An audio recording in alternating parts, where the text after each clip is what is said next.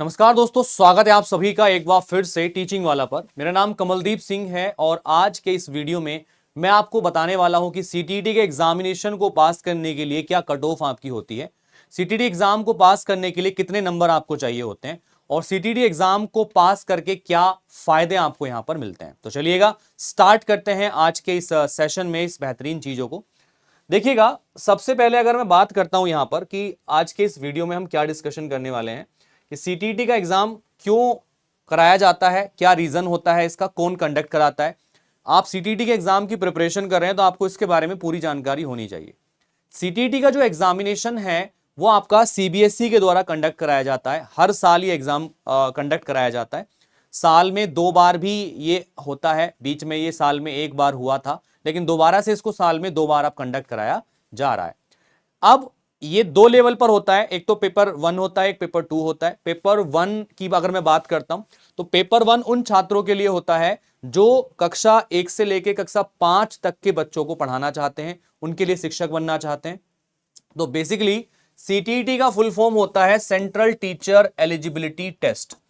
ठीक है, तो सेंट्रल टीचर एलिजिबिलिटी टेस्ट, केंद्रीय माध्यमिक पात्रता परीक्षा या शिक्षक पात्रता परीक्षा, इसको हम यहां पर बोलते हैं। तो देखिएगा 2 लेवल होते हैं। पेपर 1, तो पेपर 1 होता है कक्षा 1 से लेके 5 तक के विद्यालयों में शिक्षक बनने के लिए, और पेपर 2 होता है कक्षा 6 से लेके कक्षा 8 तक के विद्यालयों में शिक्षक बनने के लिए। यह केवल पात्रता परीक्षा है, इसको पास करके आपको जो है नौकरी नहीं मिलती है, लेकिन इसको पास करके आप जो है जॉब एग्जाम्स में बैठ सकते हैं, रिक्रूटमेंट एग्जाम्स में बैठ सकते हैं। अब सवाल उठता है सीटीईटी को पास करने के लिए कितने नंबरों की आवश्यकता होती है, कितने नंबर लाके आप सीटीईटी की परीक्षा को उत्तीर्ण कर सकते हो। आइए मैं आपको समझा देता हूं।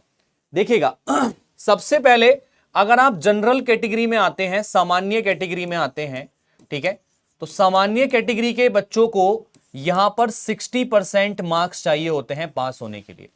टोटल एग्जामिनेशन आपका 150 नंबर का होता है और 150 नंबर के पेपर में से आपको जो है 90 नंबर चाहिए होते हैं पास होने के लिए।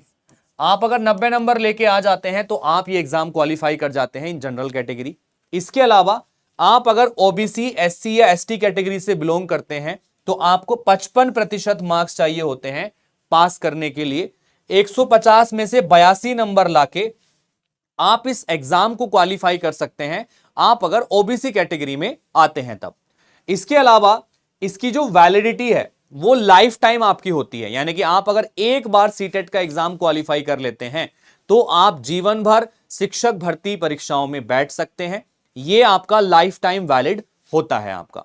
तो काफी लोग यही कंफ्यूज रहते हैं कितने नंबर लेके आने हैं, तो मैं आपको बता देता हूं 150 में से 90 नंबर आप अगर ले आते हैं तो जनरल कैटेगरी में आप उत्तीर्ण कर जाते हैं एग्जामिनेशन को, और 82 मार्क्स अगर लेके आ जाते हैं 150 में से तो आप एससी एसटी कैटेगरी में एग्जाम क्वालिफाई कर लेते हैं यहां पर। तो ये इसका कट ऑफ मार्क्स होता है। इसके अलावा अब ये 150 नंबर का पेपर कैसे होता है, कौन कौन से विषय की तैयारी आपको यहां पर करनी होती है, इसके बारे में भी मैं आपको एक बार यहां पर डिटेल में समझा देता हूं। इसमें बाल विकास शिक्षण शास्त्र, जिसको हम चाइल्ड डेवलपमेंट एंड पेडागोजी बोलते हैं, 30 प्रश्न पूछे जाते हैं 30 नंबर के। और ये मैं आपको एग्जाम पैटर्न बता रहा हूं सीटीईटी के पेपर 1 का, जो कक्षा 1 से 5 तक के छात्रों को पढ़ाने के लिए आयोजित कराया जाता है। मैथमेटिक्स इसमें 30 नंबर का पूछा जाता है और 30 ही क्वेश्चंस होते हैं। लैंग्वेज 1 और लैंग्वेज 2 ये आपकी चॉइस की होती है, आप जिन लैंग्वेज में कंफर्टेबल हैं वो लैंग्वेज यहां पे चूज कर सकते हैं। चाहे तो लैंग्वेज 1 में आप इंग्लिश हिंदी चूज कर लीजिएगा और सेकेंड लैंग्वेज में संस्कृत या कोई दूसरी लैंग्वेज आप वहां पे चूज कर पाएंगे। 30 नंबर की दोनों होती है, टोटल 60 नंबर की लैंग्वेजेस आती हैं और आपको इसमें 60 नंबर ही मिलते हैं। अब देखिएगा एनवायरमेंटल स्टडीज में आपके 30 प्रश्न पूछे जाते हैं और 30 नंबर के आपके ये होते हैं टोटल। तो कुल मिलाकर 150 नंबर का पेपर होता है और 150 मिनट का ही समय आपको दिया जाता है इस परीक्षा को सोल्व करने के लिए। अब डिपेंड करता है कि आप कितने टाइम में इस परीक्षा को सोल्व करते हैं, आप एक्यूरेसी कितनी अपनाते हैं वहां पर, मतलब 90 नंबर लेके आप आते हैं कि नहीं आ पाते हैं। तो आप अगर जनरल कैटेगरी में है तो 90 नंबर लाके आप एग्जाम क्वालिफाई कर लेते हैं। ठीक है, चलिएगा आगे चलते हैं। इसके बाद में अगर आप पेपर 2 के पैटर्न की बात करें कि पेपर 2 में कौन कौन से विषय पूछे जाते हैं, तो एक बार देख लीजिएगा।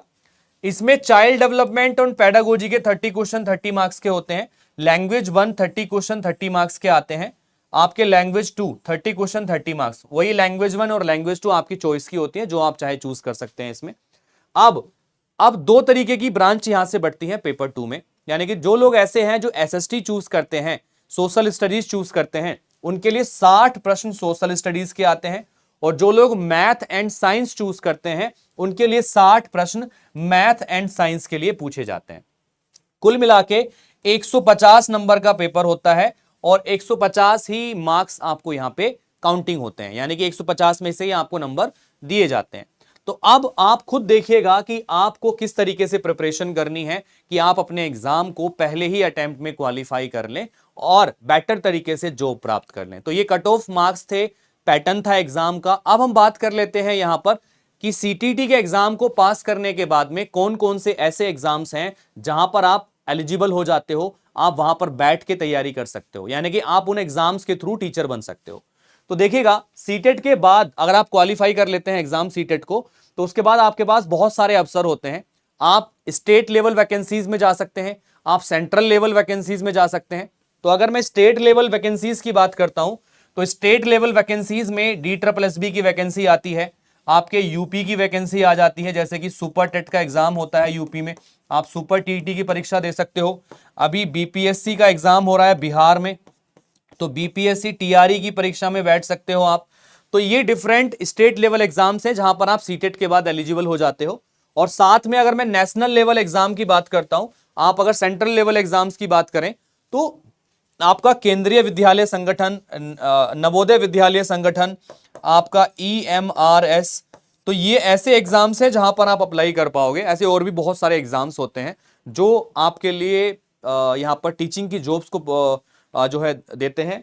इनमें से नेशनल लेवल वैकेंसीज और स्टेट लेवल वैकेंसीज दोनों के ही रास्ते खुल जाते हैं सीटेट के एग्जाम को क्वालिफाई करने के बाद में। अब आपके ऊपर डिपेंड करता है कि आप सीटीटी के एग्जामिनेशन को पहले अटेम्प्ट में क्वालिफाई करते हैं या थोड़ा टाइम लेते हैं। तो कोशिश करिए पहले ही अटेम्प्ट में सीटीटी के एग्जाम को क्वालिफाई करके इन टीचिंग जॉब्स में आप अपना नाम पक्का कर सकें।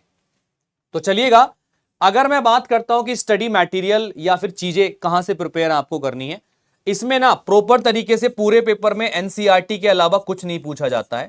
एनसीईआरटी से ही सारा सिलेबस आपका पूछा जाता है। तो ऑनलाइन एनसीईआरटी अवेलेबल है गूगल्स पर, आप उनसे प्रिपरेशन कर सकते हैं स्टडी मटेरियल के तौर पर।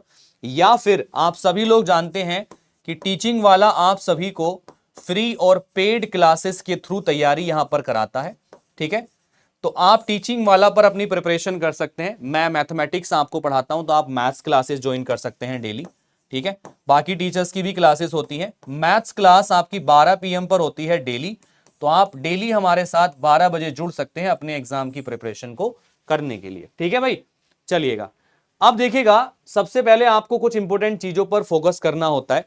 आपने जहां से तैयारी करनी है या जो भी आपको प्रिपेयर करना है वो ऑथेंटिक होना चाहिए, और साथ के साथ में आपने सभी चीजों को एक बार पढ़ के जरूर एग्जाम दे के आना है। ऐसा नहीं कि आप आधा सिलेबस पढ़ के एग्जाम देने चले गए, तो उससे कुछ नहीं होगा, आपका टाइम वेस्ट होगा, एग्जाम क्वालिफाई नहीं कर पाओगे। तो सबसे पहले आपने सिलेबस को देखिए, क्या सिलेबस है, उसके अकॉर्डिंग स्टडी मटेरियल प्रिपेयर करिए, उसको पढ़िए, एग्जाम दीजिए, प्रिपरेशन कीजिए, प्रैक्टिस कीजिए। आपका डेफिनेटली फर्स्ट अटेम्प्ट में एग्जाम क्वालिफाई हो जाएगा। साथ के साथ में अगर ये सारी चीजें आप हमारे साथ जुड़ के करना चाहते हैं तो हम आपको सभी चीजें ऑलरेडी प्रोवाइड करा देते हैं। तो जुड़े रहिए टीचिंग वाला के साथ। So all the best guys and take care, ख्याल रखिए अपना। Thank you, bye bye and have a good day. Thank you.